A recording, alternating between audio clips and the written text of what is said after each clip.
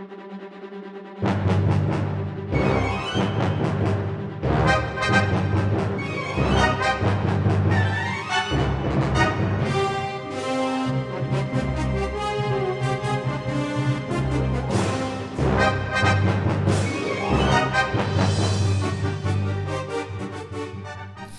this series, we're going to cover voice leading techniques with composing techniques, and also try to clear up a lot of things.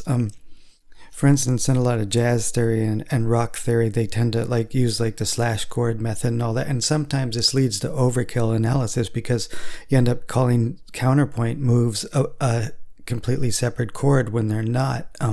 That's where your classical training comes in, and using that, SATB style thinking, you can see, and we're going to learn how to use that, by the way.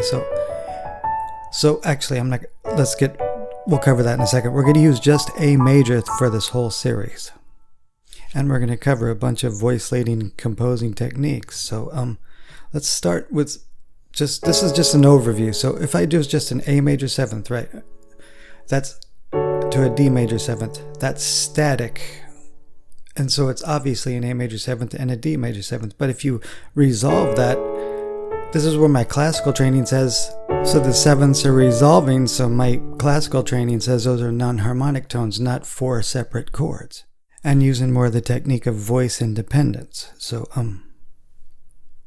and this whole video is just an overview of what we're going to cover in this series. So you have static kind of methods versus independent style methods and independence. And so I'll use a little bit of both static and independent.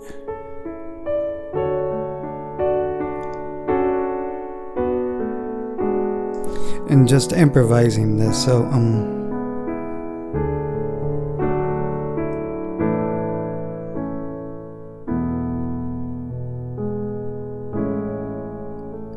okay, that used a bit of both static and independence. So some were static, some were not. Static meaning it doesn't move. Independence means the voice has moved and resolved. Or voices are moving independently of the harmony. So a brief overview. Some static techniques are just simply holding chords, basic chords, 7th chords, extensions, just simply holding them and no resolution. You're moving from one chord to the other and no voice independent movement.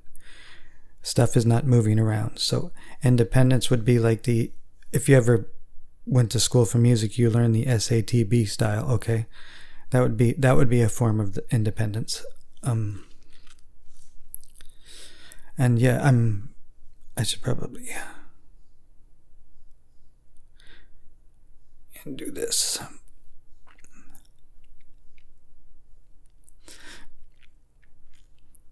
Voices resolve, but move around in their own independent way. And for example, SATB style. And we're not going to cover that completely, just some techniques used from that. So, static,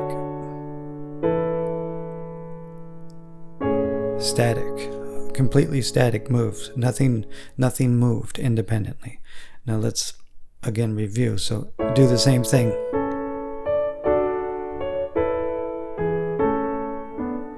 Independent. So that was more of independence. Same exact chord progression.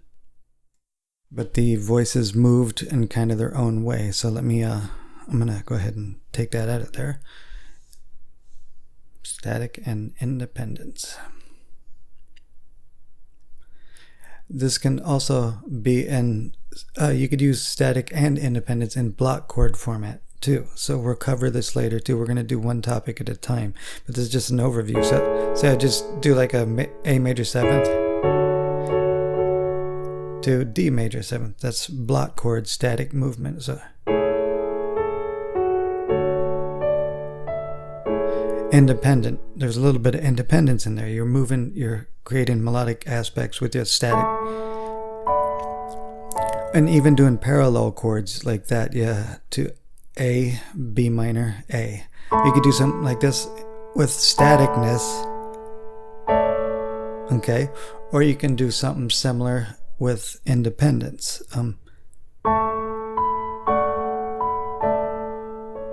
Wasn't exact, but I'm just trying to show you a point that there's two ways to do it, statically and using the same chords independently.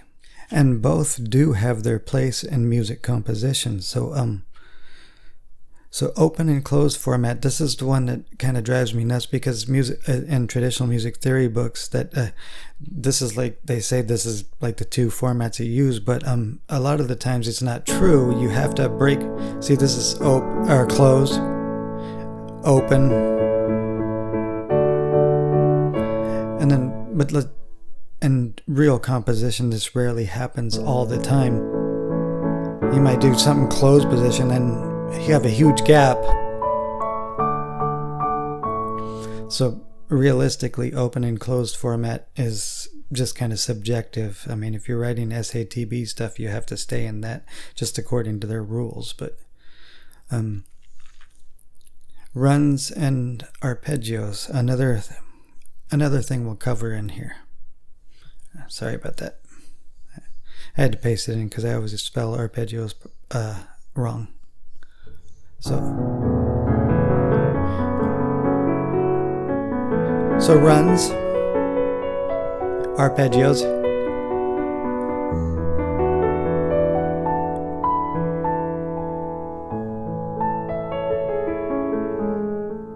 so we're going to cover these things. Another form of voice leading and composing. So, and keyboard players, forgive me, I'm a guitar player, but I'm teaching on the keyboard and I'm trying to improvise this stuff in, so luckily I have just enough skill to get the point across, but I don't want to get any better than this because I prefer to compose. Runs and arpeggios techniques, so static versus independent techniques. So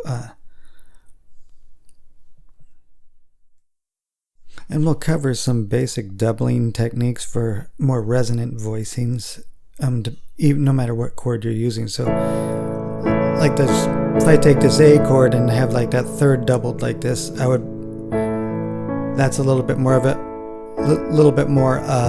resonant voices when I take the third out of the upper half, for instance. So that's not always going to be the case. It's just some things we'll cover, doublings and whatnot. So if you ever wondered as I resize this, I'm trying to fit more to write in here, why certain things sound more resonant than others, and we'll cover stuff like that. Could be for a string orchestra or whatever. These certain voicings have a more resonant sound, where other ones have and I'm not saying you don't use the other ones. We're just going to cover how it may affect the sound on it. So now the thing is the reason we're doing this is because if you study accomplished composers, they use all of these things. They take advantage of everything they've learned. Even if it's SATB, they may not use it in the strictest form, but they may use things they have learned from that. So actually we're going to stick in some more. I forgot to mention we're going to cover inversions. Another very important aspect of voice leading and composing, on inversion use. So let me just do a little bit of everything in here.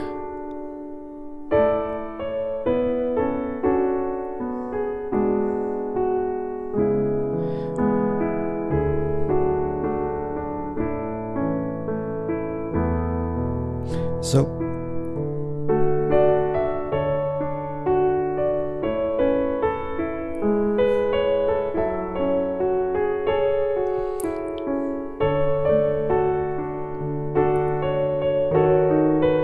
sorry, I did use a secondary dominant style chord.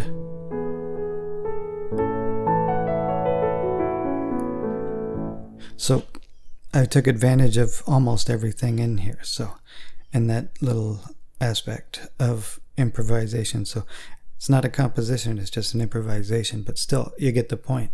You throw on all these things in there.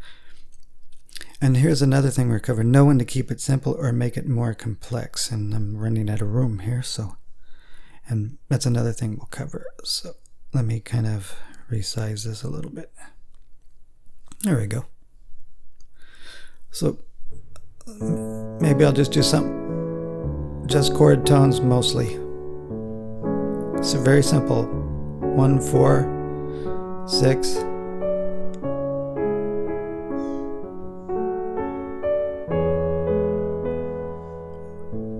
So know when to keep it simple, like this. Know when to start getting more complex. And for example, you might start using a lot more counterpoint on the second time go around. That would be becoming more complex, just to give it more interest as it builds. So we're going to cover all these things in this series, and this is just an introduction video. We're just going to cover these things. And I swore when I first made this channel that I'm not going to do an overly edited channel. What you see is what you get. So there's not going to be overkill visuals. I'm not going to do over editing, over cuts, and many takes. It just is what it is. So my aim is to just teach.